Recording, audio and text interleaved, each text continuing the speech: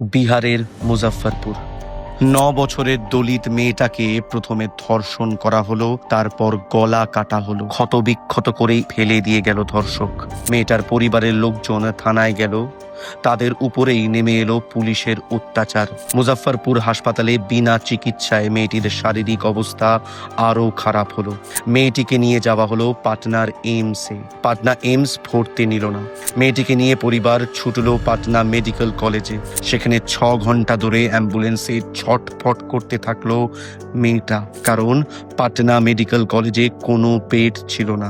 6 ঘন্টা পর মেয়েটিকে ভর্তি করা হলে হাসপাতালেই মারা যায় মেয়েটি। কিন্তু জাতীয় মহিলা কমিশন থেকে বিহারের মুখ্যমন্ত্রী, ভারতের স্বরাষ্ট্রমন্ত্রী কারোর মুখে টু শব্দ নেই। থাকবে কি করে?